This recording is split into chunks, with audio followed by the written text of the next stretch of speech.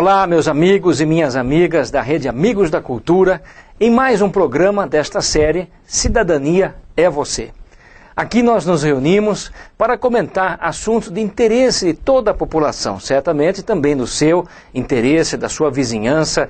E o motivo deste bate-papo é você refletir um pouco mais sobre determinados assuntos, desses que interferem na nossa vida, mesmo que aconteçam do outro lado do mundo, para que a gente se sinta neste meio que nós chamamos Sorocaba. A nossa vida nunca é individual. Nós temos uma casa, uma família, nós temos nosso círculo de amizades, e isso é muito bom. Mas também estamos inseridos num contexto maior, que se chama, é claro, Brasil, Estado de São Paulo, mas o contexto mais importante desses é o local, a cidade onde a gente vive, que é Sorocaba. Eu quero comentar com vocês agora este outro escândalo, essa notícia triste, uma verdadeira, uma grande tragédia que agora veio de um país tão desenvolvido, talvez um dos últimos países do mundo, de onde nós pudéssemos esperar que viesse uma notícia, uma tragédia como essa, a Noruega. Nós sabemos que os países como a Suécia, Noruega, Dinamarca, Canadá, são países em todos os indicadores sociais considerados os melhores do mundo para se viver. Entre outros atributos em favor desses países está uma estabilidade social, financeira, a falta de violência nas ruas. Enfim, é muito difícil a gente ouvir notícias ruins, especialmente no campo da violência vinda daqueles países. Só que agora, nestes últimos dias, nós tivemos conhecimento de um atentado terrorista. Não há outra expressão que possa significar o que aconteceu. Um único atirador matou com um fuzil quase 100 pessoas que estavam reunidas, confraternizando numa ilha ali mesmo na Noruega. E houve também uma explosão no mesmo dia, provavelmente provocada pelo mesmo grupo de terroristas políticos.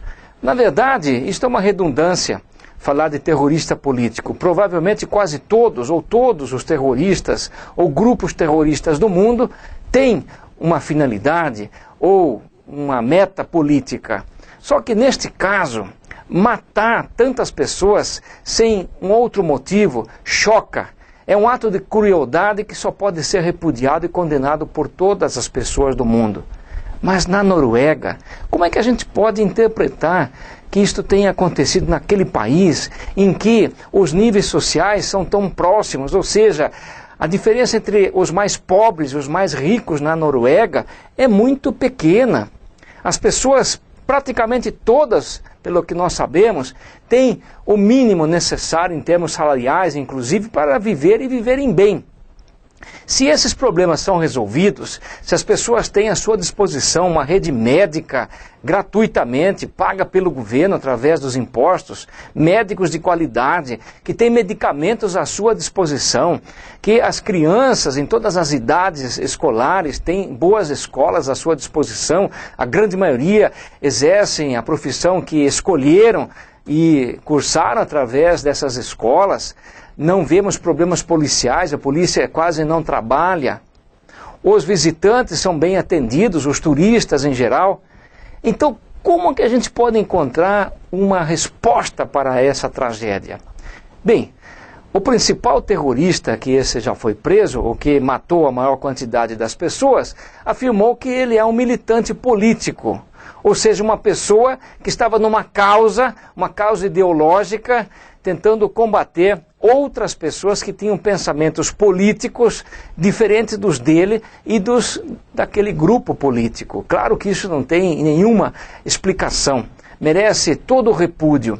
Mas essa participação política, embora seja, por um lado, algo positivo, ou seja, todos nós precisamos conhecer o que é a política, porque essa coisa nada mais é do que a administração da coisa comum.